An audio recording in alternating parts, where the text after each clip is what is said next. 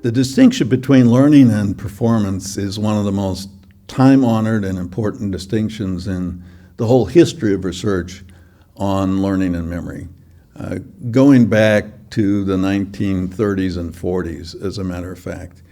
And it's such a general principle that it's supported by research that was done on animals at that time, research on motor skills, research on verbal conceptual learning.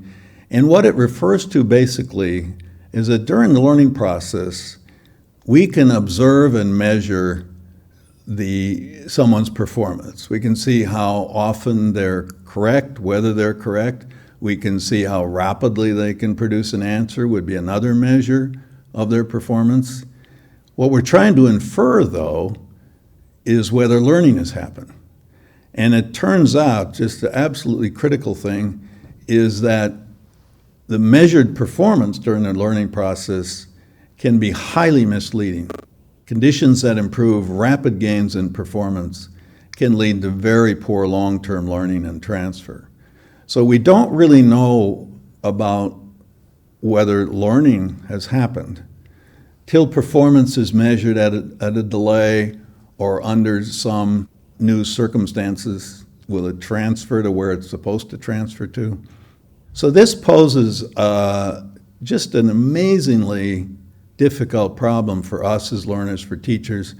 To the degree that's not understood, for example, a teacher can get shaped into giving poorer conditions of instruction than better instruction.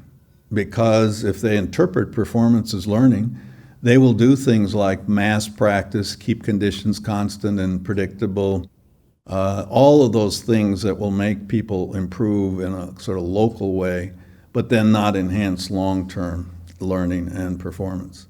And you can see this in sports.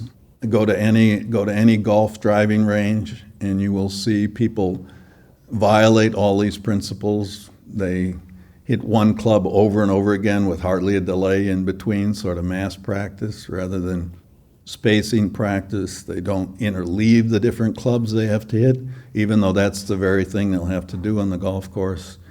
It's everywhere. If you go to basketball, watching people, they're going to take the same shot from the same spot over and over again.